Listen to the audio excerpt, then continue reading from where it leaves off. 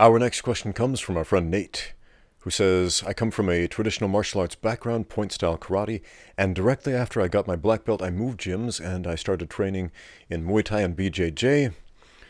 Looks like he's training with some pretty reputable gyms. And he says, my question today is, should I incorporate my karate into my Muay Thai, and if so, how would I do that? I understand that a lot of high-level strikers, for example, Stephen Wonderboy Thompson, Lyoto Machida, etc., have done this. Thanks in advance. All right, Nate. Yeah, man. You can and should absolutely incorporate your karate training into your mixed martial arts, by all means. How do you do that? Well, you got to learn the other systems first before you're able to integrate that into the other systems, right? I had the same struggle. I spent a great deal of time training in traditional martial arts, in Taekwondo, in Shotokan karate, in capoeira as well. And then I started making the transition into kickboxing and Muay Thai and Jiu-Jitsu and MMA. And at first, I didn't really see the connection. But I had a really good coach, a guy named Shane Brenner, and he said, you got to learn how to box. I know you got good kicks, you got these crazy awesome kicks, but forget you know how to kick for a minute until you learn how to box. Once you learn how to box, then you can kick all you want. You can do all the Taekwondo you want, but you got to learn how to box first. And I took that to heart. And I still take that to heart.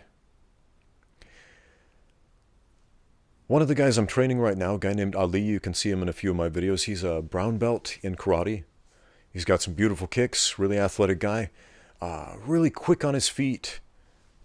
Likes to use that karate style movement that you see like Lyoto Machida, Conor McGregor, and Stephen Wonderboy Thompson, those guys use in their fights, right?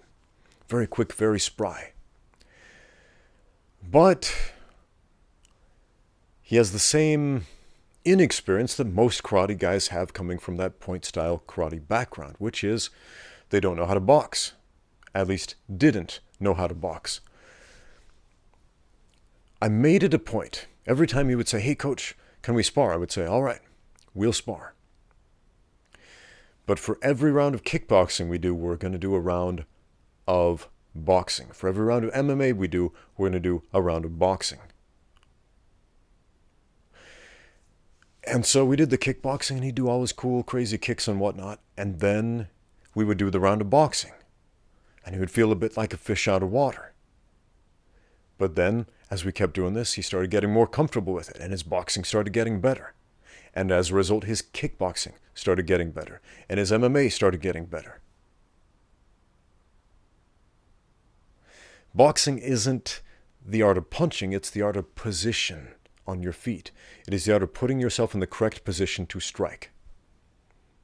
It is the art of understanding distance and spaces. Understanding the minutiae of the distance and the spaces.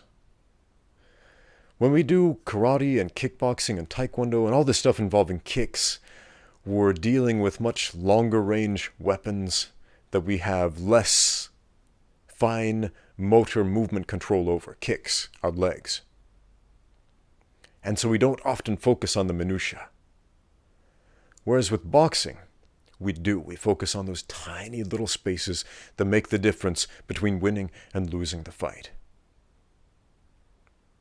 So my advice to you, spend some extra time boxing. And once you know how to box, do all the karate that you want. And you're going to surprise a lot of people, including yourself, at how good that karate looks. Next question.